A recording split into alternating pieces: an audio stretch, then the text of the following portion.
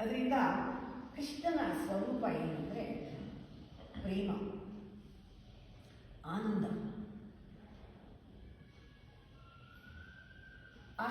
ಆತ್ಮದಲ್ಲಿ ನಾವು ಪೂರ್ಣ ಜವಾಬ್ದಾರಿಯಿಂದಾಗ ಕೃಷ್ಣ ಆಗಿರ್ತೀವಿ, ಆನಂದದಲ್ಲಿರ್ತೀವಿ, ತೃಪ್ತಿಯಲ್ಲಿರ್ತೀವಿ. ಆ ಸ್ಥಿತಿ ಆನಂದ ಡಿಫರೆಂಟ್ ಫ್ರ್ಯಾಗ್ಮೆಂಟ್ಸ್ ಗೊತ್ತು ನಿಮಗೆ. ಪರಮಾನಂದ, ಬ್ರಹ್ಮಾನಂದ, ಸಚ್ಚಿದಾನಂದ ಯಾವುದೂ ಗೊತ್ತಾಗಲಿಲ್ಲ ಇನ್ನೂ. ಅದೆಲ್ಲ ಮೆಡಿಟೇಷನಲ್ಲಿ ಸಿಗುತ್ತೆ. ಎಲ್ಲರೂ ಕೇಳ್ತಾರೆ ನನಗೆ ಬ್ರಹ್ಮಾನಂದ ಬೇಕು ಅಂದರೆ ಆನಂದ ಗೋವಿಂದನೇ ಆನಂದ. ಗೋವಿಂದ ಬಿಟ್ಟರೆ ಬೇರೆ ಯಾರು ಆನಂದ ಇಲ್ಲ, ಗೋವಿಂದನೇ ಆನಂದ. ಆ ಗೋವಿಂದ ಅನ್ನೋ ಆನಂದನ ಅನುಭವಿಸ್ಬೇಕಾದ್ರೆ ಚೂಚೂರೇ ಗ್ಲಿಮ್ಸು ಸಿಕ್ಕಿದೆ ನಿಮಗೆ, ಬಾಡಿನಲ್ಲಿ ಸಿಕ್ಕಿದೆ. ಅದನ್ನು ಸುಖ ಅಂತ ಹೇಳ್ತೀವಿ.